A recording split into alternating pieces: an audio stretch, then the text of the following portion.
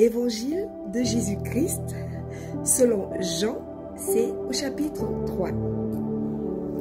Mais il y eut un homme d'entre les pharisiens nommé Nicodème, un chef des Juifs, qui vint, lui, auprès de Jésus de nuit et lui dit, « Rabbi, nous savons que tu es un docteur venu de Dieu, car personne ne peut faire ces miracles que tu fais si Dieu n'est avec lui. » Jésus lui répondit, « En vérité, je te le dis, si un homme ne naît de nouveau, il ne peut voir le royaume de Dieu. » Nicodème lui dit, « Comment un homme peut-il naître quand il est vieux? Peut-il rentrer dans le sein de sa mère et naître? » Jésus répondit, « En vérité, je te le dis, si un homme ne naît d'eau et d'esprit, il ne peut entrer dans le royaume de Dieu. Ce qui est né de la chair est chair, ce qui est né de l'esprit est esprit. Ne t'étonne pas que je t'ai dit, il faut que vous naissiez de nouveau. Le vent souffle où il veut, et tu entends le bruit, mais tu ne sais d'où il vient ni où il va. Il y en a ainsi de tout homme qui est né de l'esprit. » Nicodème lui dit, « Comment cela peut-il se faire? » Jésus lui répondit, « Tu es le docteur d'Israël, et tu ne sais pas ces choses. En vérité, je te le dis, nous disons ce que nous savons, et nous rendons témoignage de ce que nous avons vu, et vous ne recevez pas notre témoignage. Si vous ne croyez pas quand je vous parle des choses terrestres, comment croirez-vous quand je vous parlerai des choses célestes? Personne n'est monté au ciel, si ce n'est celui qui est descendu du ciel, le Fils de l'homme qui est dans le ciel. Et comme Moïse éleva le serpent dans le désert, il faut de même que le Fils de l'homme soit, afin que quiconque croit en lui ait la vie éternelle. Car Dieu a tant aimé le monde qu'il a donné son Fils unique, afin que quiconque croit en lui ne périsse point, mais qu'il ait la vie éternelle.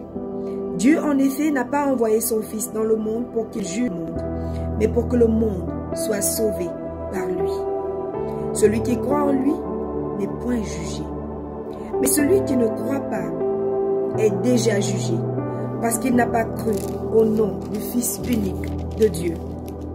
Et ce jugement, c'est que la lumière étant venue dans le monde, les hommes ont préféré les ténèbres à la lumière parce que leurs œuvres étaient mauvaises. Car quiconque fait le mal hait la lumière et ne vient point à la lumière de peur que ses œuvres ne soient dévoilées. Mais celui qui agit selon la vérité vient à la lumière afin que ses œuvres soient manifestées parce qu'elles sont faites en Dieu. Après cela, Jésus, accompagné de ses disciples, se rendit dans la terre de Judée.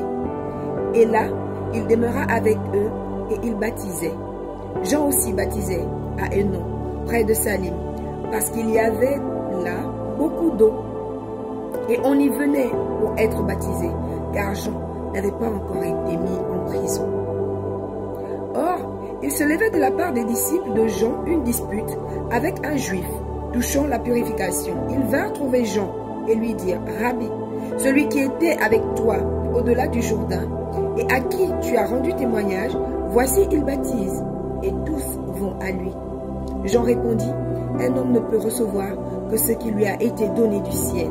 Vous-même m'êtes témoin que j'ai dit, je ne suis pas le Christ, mais j'ai été envoyé devant lui. Celui à qui appartient l'épouse, c'est l'époux. Mais l'ami de l'époux, qui se tient là et qui l'entend, éprouve une grande joie à cause de la voix de l'époux. Aussi cette joie qui est la mienne est parfaite. Il faut qu'il croisse et que je diminue.